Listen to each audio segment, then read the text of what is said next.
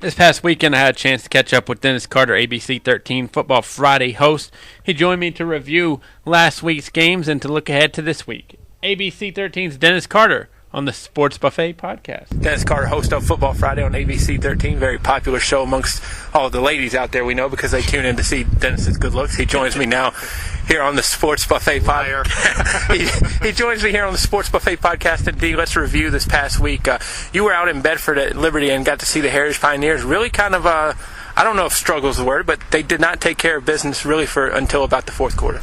It was a 7-point game going into the fourth quarter, and Heritage scored 2 times in the fourth quarter, and the final score looks impressive, 35-14, but Liberty, give them credit. The Minutemen put up a good fight. I mean, every time they fell behind by 2 scores, they had an answer, and they would climb back to within 7, and it was a good game. I was impressed probably by the Minutemen a little bit more than I was by the Pioneers. Well, I was going to say, is Liberty better than we thought originally? I think so. I think they're a little bit better just because they're coming off of a real bad season last year. And I think for a lot of people, expectations were a little bit low for Liberty this year. And I thought they played pretty well against Heritage. 2 ways you can look at there are a few ways you can look at the JF Brookville game, but let's look at it from JF's perspective twice here. Either A, Brookville is really, really good and, we just ran into a good team. B, we're not as good as we thought we were. C, it's horrible to sit on that loss for 2 weeks because the Cavaliers have the bye before next week, which is a Saturday game at EC Glass. Yeah, I mean... I don't know. Don Rice can spin it, I'm sure, to make it positive for the kids, but I just hate to sit on that for 2 weeks. Yeah, it's tough to not be able to bounce back and be able to play the following Friday.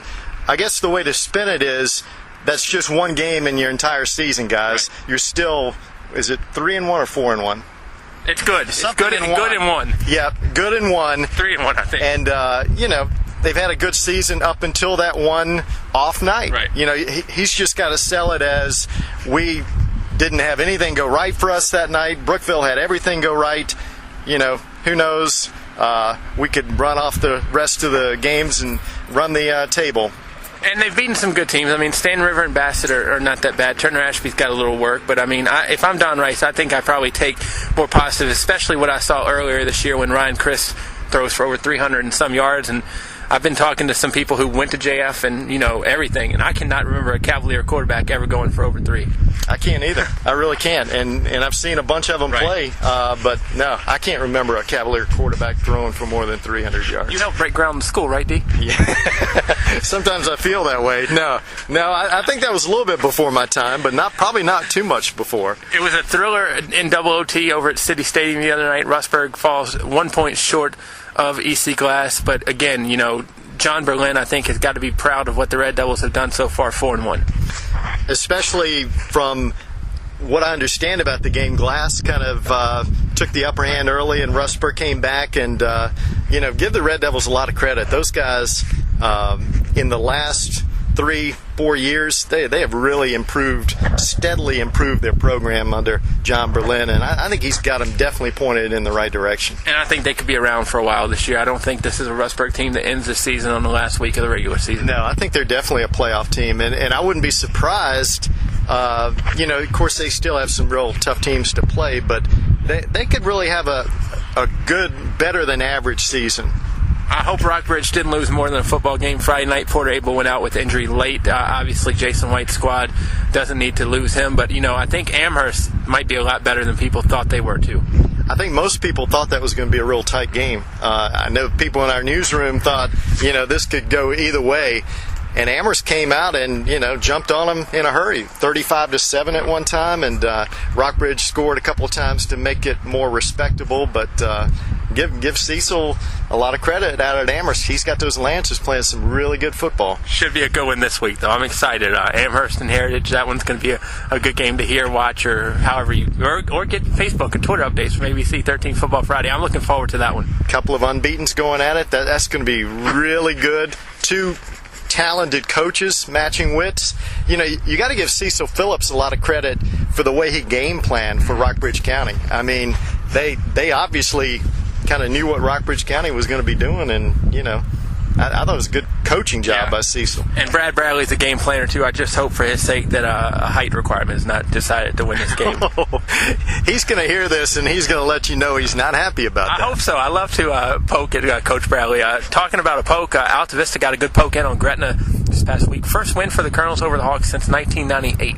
And they scored was it 21 points in the game? Wow. At Gretna, which, you don't do that normally. Not if you're Alta Vista, because they don't like the Northerners from in Gretna. Give Alta Vista a lot of credit. Mike has got them definitely playing good football. And Kevin, we were talking earlier that Gretna, they're going to be around. Right. They're some way going to find a way to get better as the season progresses, and they're going to be a good football team by the time the playoffs roll around. And finally, another good team, I think, that'll be good by the time the playoffs roll around, even though they're good now, LCA. What can you say about the juggernaut named the Bulldogs? Yeah, what was their final from Friday? 70? A lot to a little. 78-7, I think. Yeah, it was. They were obviously angry, upset after losing the game to the North Carolina state champions the week before. They've got a lot of talent. What did you see in that one, by the way?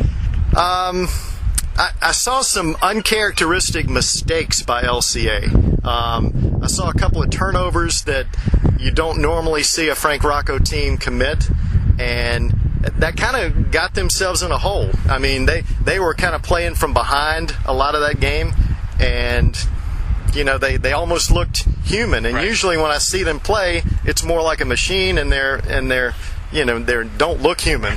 They look really, really good. But give them credit, they were able to bounce back, and it looked like they were going to win the game. But Providence Day came back, scored a touchdown right after LCA had taken the lead there in the fourth quarter. Providence Day marched the ball right back down, scored the go-ahead touchdown, and won the game. Bulldogs, I think, scored 21 the other night before they even had the ball on offense. Wow. That's impressive. Tell me they didn't want that one. Tell me they weren't mad from the week before. Yeah, I can't tell you that. That would be a lie. Final question, D, as always, enjoy the time. Give me one team that we haven't talked about that you've been impressed with just by either scores or what you've heard so far this season. Let me think about that for a second. A team that has been impressive to you. Patrick Henry in Roanoke. I haven't seen them play, but I've seen their scores. I've seen them stay undefeated. I've seen them kind of climb their way up the rankings. So I'd say Patrick Henry. How about you? I would have thought you were going to say the Buckingham County Knights. Well, that's another team I have not seen that I'm impressed with their scores as well. Those two. How about you? I don't know. I'm going to have to take a pass on that now and get back to you. So that means we get to do another interview next week. Sounds good. I'm here. D, as always, we appreciate the time. Thanks, sir. Appreciate it.